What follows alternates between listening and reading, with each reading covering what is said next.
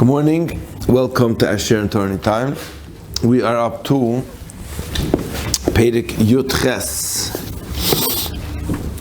Vayehi b'shnas shalosh lo Hoshea ben Elo Melech Yisrael. It was during the third year in the reign of Hoshea ben Elo, was the king of the Malchei Yisrael, who was exiled, like we learned in the previous Perek. Molach Chizkiyahu ben Achaz Melech Yehuda. Chizkiyahu, the son of Achaz, he ruled in Yehuda. And although Achaz was a wicked king, Chizkiyahu was one of the greatest kings, to the point that Chazal say that he was eligible to be Mashiach. Ben Esrim v'chomei shana hoyu b'molchoi, 25. He was 25 years when he took over. V'esrim v'teisha shana malach Yerushalayim, 29 years he ruled in Jerusalem. V'shem imo Avi bas Charia. The name of his mother was Avi bas Charia. I saw from Rabbi Bradowitz, he says that the reason why it mentions V'shem imo Avi bas Charia was because although his father was Achaz, and you would say, hey, how can it be that from Achaz there came out such an amazing person like Chizkiyahu? The answer is because he had a mother. And that's why maybe she was called Avi bas Charia, because she took the role of the father. Sometimes you have people and you see that they have amazing children even though they're not so. You have to know that many times it's the woman of the house who inspires the children to go in the Derech Hashem. So here Shem Imai was Avi bas Charia, because she took the role of being a role model. Vayasa Yashar b'nei Hashem k'chol asher asa David. David, he did the righteousness in the eyes of Hashem just like his grandfather David. He did something that nobody else did. Who hasted as habamois. He got rid of those bamois. That was like a huge, long-standing, contentious point. Was that people had these private bamois, which you were allowed to use to bring kabbanas before the Beis Hamikdash was built, but it was very difficult to eradicate it, being that it was like already grandfathered in. But he got rid of them. He got rid of the monuments. He broke the monuments. He cut down those Asherah trees. And he crushed and he ground up the copper snake that Moshe Rabbeinu made. Now that's very interesting, because the copper snake that Moshe Rabbeinu made, the pasuk says, whoever got bitten by a snake in the desert, they would look at that copper snake, and it was a miracle, and they would get healed.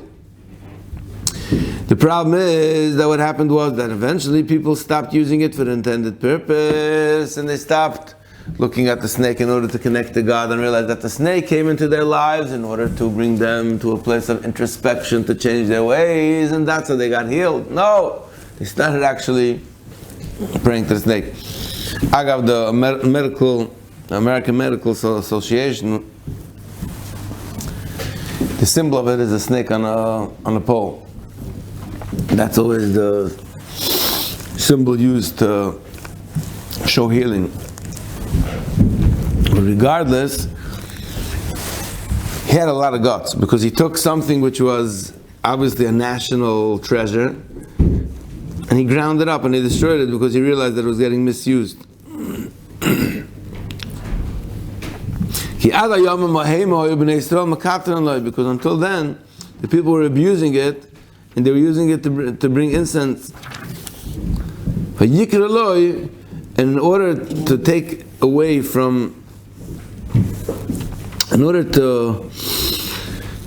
the glance, I put the glance in there. To take away in order to, he called it nechushtan. He said, like, why do you need it? It's just a piece of copper. So just by calling it a derogatory name, he took away the people's, like, they were enamored by it. They were like, wow. Nechushtan, just a piece of copper. Hashem Elokei Yisrael Botach, he trusted in the God of Israel. There was never anybody like him in all of the kings of Judah. Nobody was like him before him or after him. Now, even though we had Yoisam, who was a Gevald, pure king, but it's still nobody compared. First of all, that he got rid of the Bamos, but even more so, it wasn't that he was perfect, but it was just the way how he was always reconnecting to Hashem.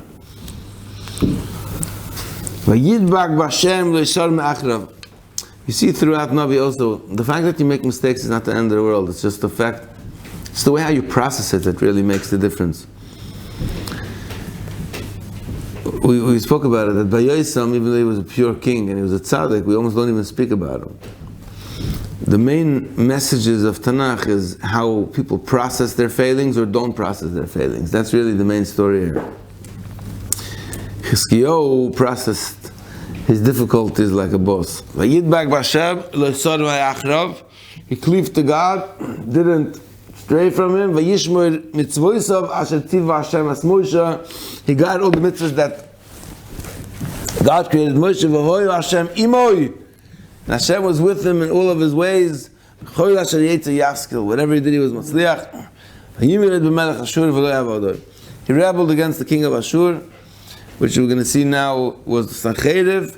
And even though Achaz paid tribute to him, he didn't. Not only that, he also as Pelishtim ad Azov as Gvuleo. He beat back the Pelishtim all the way back to Aza, until the borders, until the border of the Mediterranean Sea. From the watchtower, Adil Miftan, until the fortified cities, which means from great till small, he took care of, he eradicated even the little things too. Which we spoke about, that was always the strategy of how you take over a place.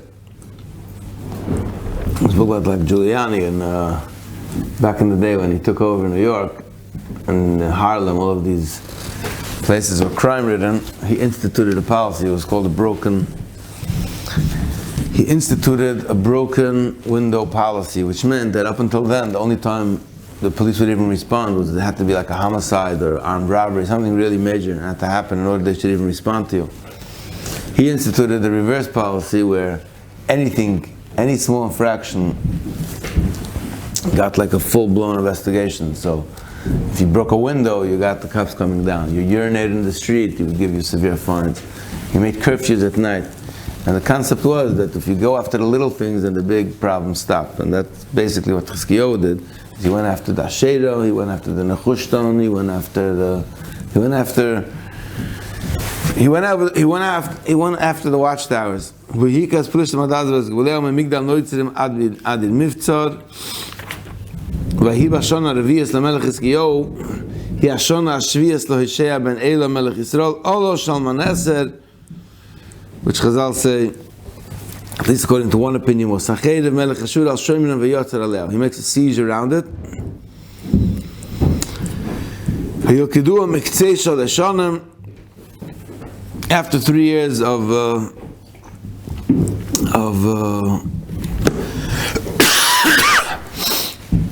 having the siege around it, Shna Sheish LeChizkiyahu, Shna Teisha LeHoshea Melech Yisrael, Nilkad Shomrim. That's when Shomrim was captured. Vayegel Melech Ashur Yisrael. So this is like a side note going back to the story we said in last Perek of when Melech Ashur, who was either Shalmaneser or Sancheriv, either was two different kings or it was one and the same king, but he exiled all of the 10 tribes of Israel. Vayankim Bachlachu v'Chovod. Nahar Goizon v'Orei Madoi, or what we, according to the Midrashim, say called today on the other side of the Sabbath. Al Asher L'Shomu B'Koil Hashem. Now the reason why Sancheriv did this to the Jewish people wasn't because he was more powerful, even though it definitely seemed so, but the real reason, says the Pasuk, was because Al Asher L'Shomu B'Koil Hashem. They didn't listen to the Koil Hashem Eliyayim. Vayavru as B'Risayim. and they disobey the covenant that they made with him. What the pasuk really is telling you here is that many times you look at a situation and you say, what's the reason why one army beats the other? Well, obviously because they're stronger. What's the reason why Sancheriv beat the Malach Yisrael? Because he was stronger, and you'll see later in the Psukim that he had an extremely powerful army. But the pasuk says that the real reason is because Allah shamu b'kol Hashem lekayim v'yaviru es b'risod. It's called Hashativ Moshe Eved Hashem v'leishamu v'leiasu. Now the reason why we need the pasuk to tell us this is because there's always this facade in life where you have a 2 + 2 = 4 rationale to explain whatever's going on. And it's the mammon, it's the one who's always looking inward to find meaning and to connect to Hashem, that realizes that that's only a facade. That's only a setup in order to give it an appearance that there's always a natural explanation for things. It's up to us to uncover what's really going on between us and Hashem that creates this natural alibi to allow it to happen.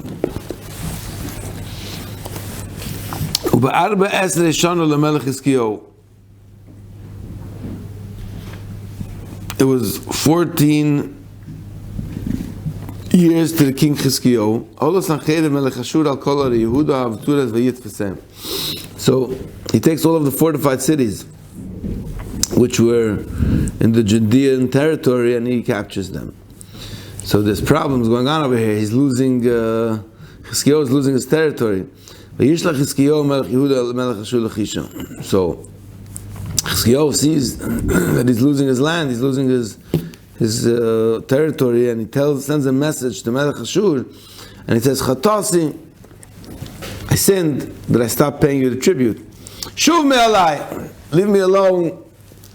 Esa shatitun alai, Esa, I'll pay the tribute, whatever you want. 300 talents of silver, 30 talents of gold, which is a huge amount.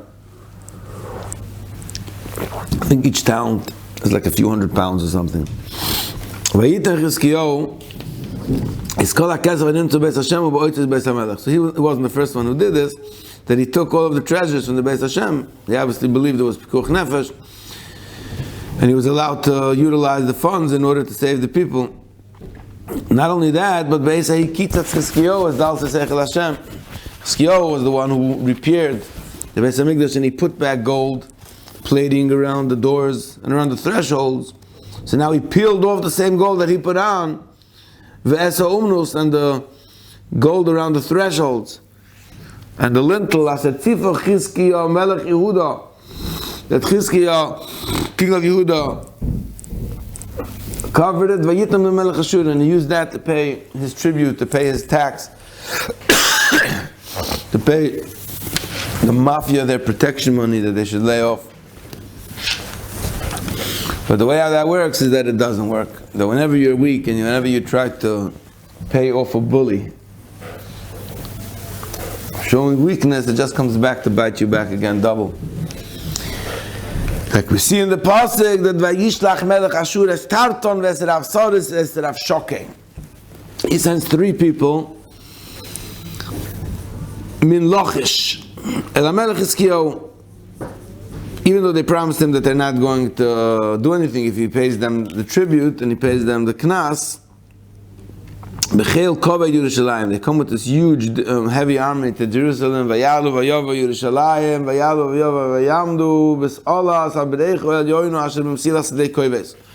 They were standing by the stream. So there was the stream that was coming out of a spring or a pool, and there was like an upper spring and a lower spring. And from the lower spring, it turned into a Mesilas Sedei Koives, which was like a laundromat of sorts, that you had access to a stream that was flowing, and that's where people would do their laundry. And they came to that spot, or that's where they met, or that's where the shluchim from Sancheriv came. Now, this Rav Shoke, Chazal say that V'amri Rav Sein Zuchan V'vracha and Sanhedrin ki Rav Shoke Yisrael Meshumad Hoya. Rav Shok, the Radak brings here that Rav Shoke was a Meshumed, he was an apostate.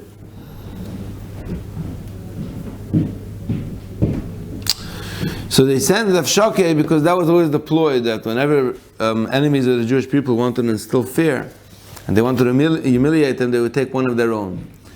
What's the lashon in the pasuk? Mesanayich, machrebayich, mayich, yetzayich.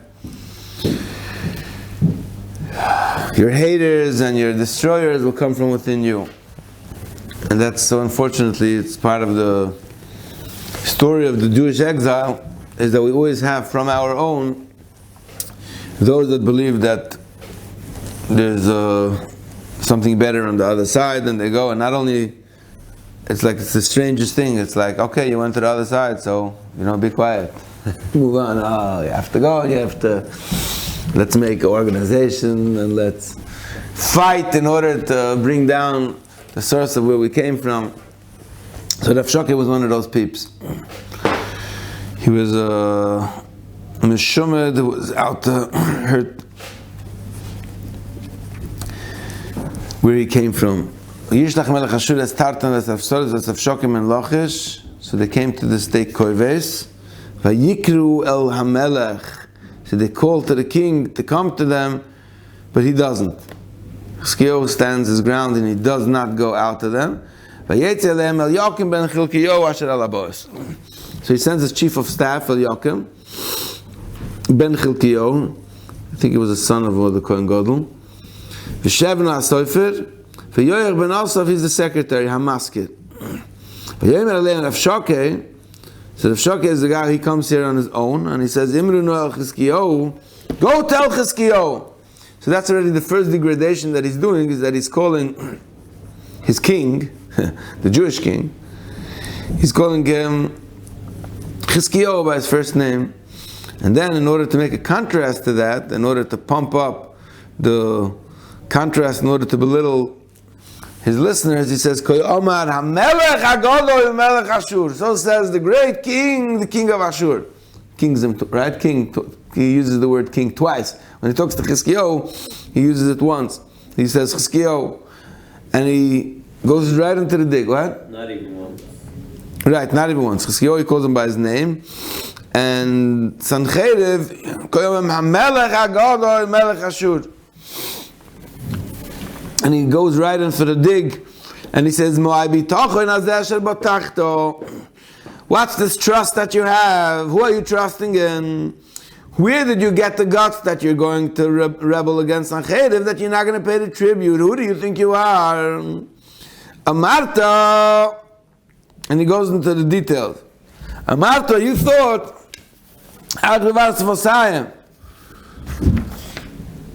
you thought that it's just lip service. That you're going to, that you just said that you're going to, that you, whatever you said was just lip service. And now for advice and for strength of who are you going to trust? Who are you going to get advice and strength in order to go out to battle against me? Ato, you don't even have any of your own strength. Like you're leaning, I'm just imagining that being that it was next to a brecha, probably there was reeds over there, and he was using that as a visualization, that just like you can't lean on a reed, because if you will, it's going to crack. And if you try to grab onto a reed, what's going to happen? Not only is it going to crack, the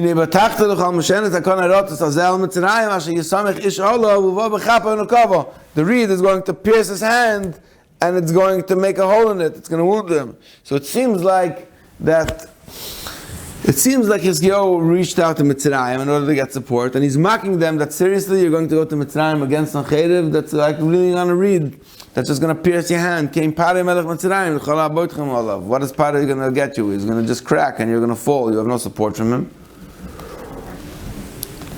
I know what you're going to say. Says Rav Shoke the Mumma Meshumed. V'chisoymenu ne'elai. Hashem Elokeinu l'tochnu. We believe in Hashem. Haloihu asher eisei Chizkiyahu es b'moisav. Didn't Chizkiyahu remove the b'mois? Chizkiyahu was on the good side of God. V'esem is b'choisav. Vayomer liYehuda v'Yerushalayim l'fnei hamizbeach hazeh tishtachu v'Yerushalayim. Wasn't Chizkiyahu the one who said that you should bow down l'fnei hamizbeach hazeh tishtachu v'Yerushalayim? So, according to the Dak, here he was giving another dig that he was only doing it for his own ulterior motive because he wanted people to come to Yerushalayim for a political agenda. So, which means he doesn't really trust in Hashem. He really has an ulterior agenda. Ve'ata Yisrael v'no es Adoini es Melech Ashur ve'etnu lecha pa'im susam im tucha losses lecha roichum aleim. He says, you know, if you can even put together 2,000 soldiers, I'll give you the horses for it. I'll even give you 2,000 horses to battle against me. That's how nothing you are, because you can't even put together 2,000 horses. V'tzoshev es pnei pachas achas me'avdei Adoini aktanim. You're not even going to come against one of our officers who has 2,000 soldiers under him. So you're going to go trust on Egypt for the Rachim of Rashim. You don't have anything. Basically what's going on over here, it's a very powerful narrative, because this is the narrative that goes on whenever we're confronted by inner demons, weakness, enemies who are trying to bring us down. This is the inner talk that goes on within ourselves. You reread the story and you'll see that it's Rav Shoke is somebody from within you, somebody who knows you, somebody who knows your culture, and he's going to push every single red button, stress in every single weakness that you have, and he's going to tear down, and any type of defense you're going to put up, he tears it down before you could even use it. Hashem. Now he goes to the next level. He says, do you think it's not with the permission of God that I'm here? You really think that God didn't send us here? You know, obviously if I'm here, God sent us here. Why? Because Hashem, God is the one who's told me to come up here. Like by Yeshayahu Hanavi, he told the Achos, Yovi Hashem olecha val amcho es melech Ashur. Now, obviously Rav Shok is the one who added this, that it applies over here. He just lied a little too. And I'm going to destroy you. So really this is also another ploy, that you do 3 S's and then you add another one for effect. So you say 3 things which might actually have some truth to it, and then you add a 4th one. And then everyone accepts it. So even though it wasn't true that the king, that Hashem sent him, but being that he said other things, in the context of saying the other things which he set up, which were true, he adds one more, and now he's able to bring you down with a false belief that never happened, but you believe that as if it's true. So Eliakim, they're traumatized there. They just want us to stop.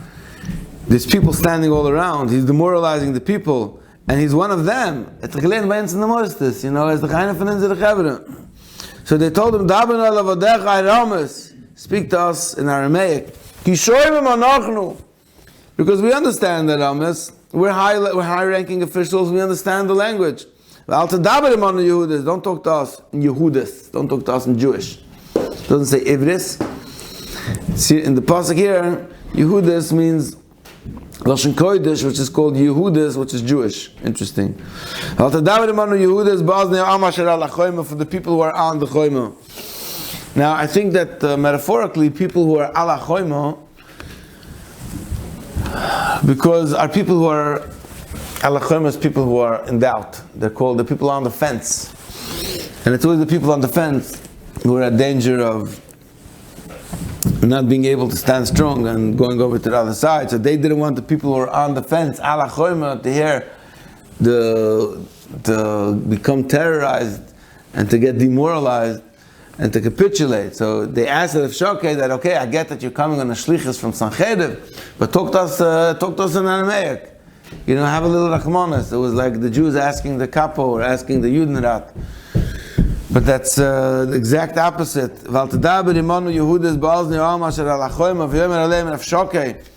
So Rav Shoke is like, seriously, the reason why I'm here is in order to instill fear in you and to bring you down and to demoralize you. So thank you for letting me know that my demoralization tactic is actually working. Success. You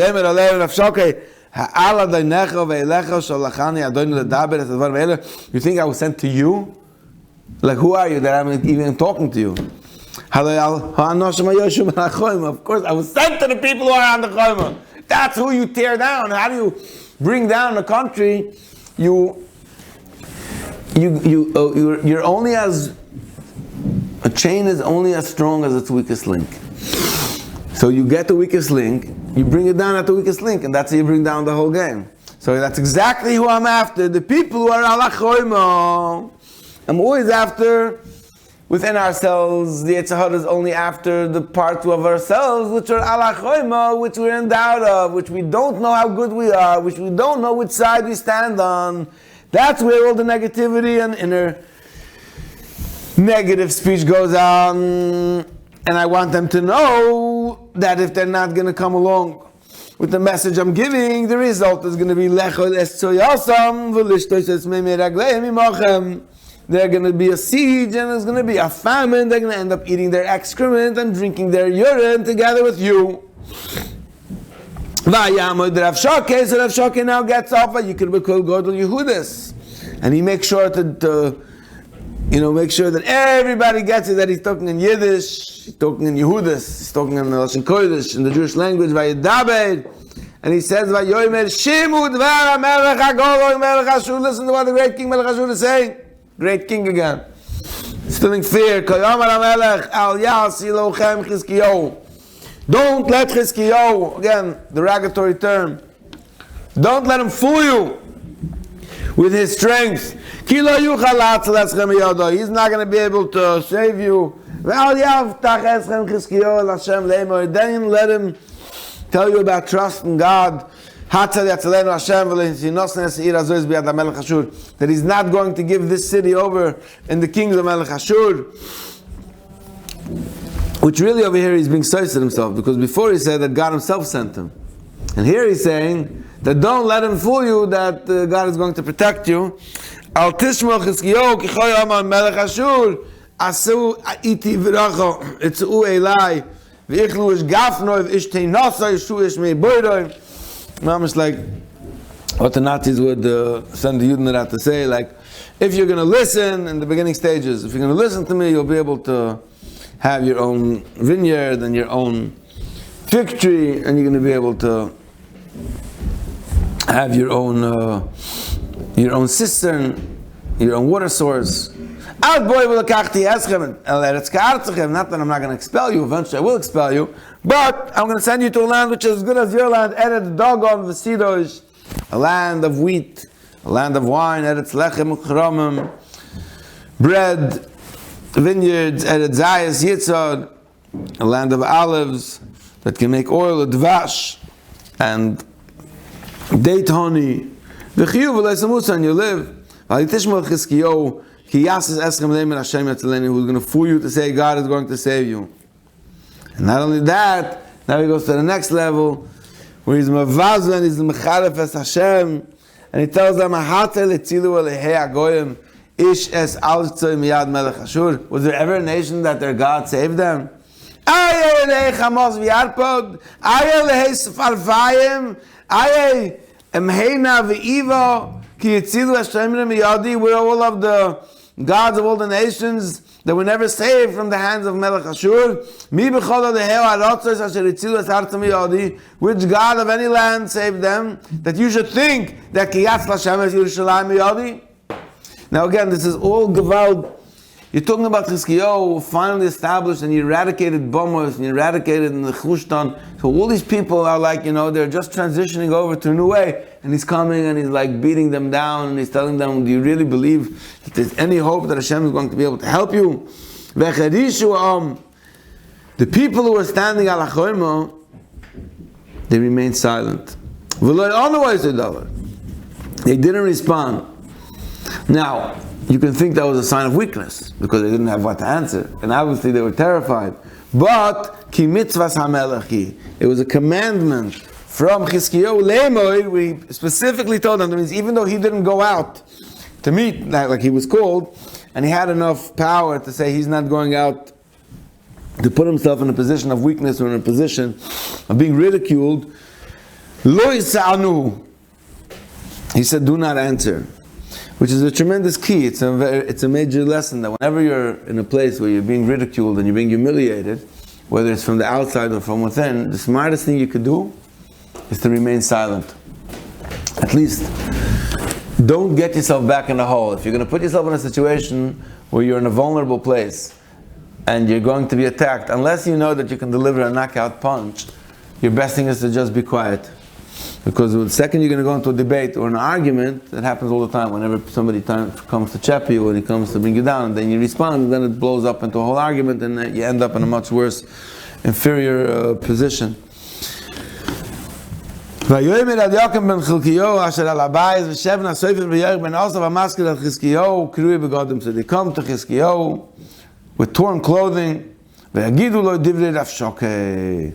And they told him the words of Rav Shokei with all of the fear-invoking rhetoric that he told them in order to bring down the morale of the Jewish people. Chaim.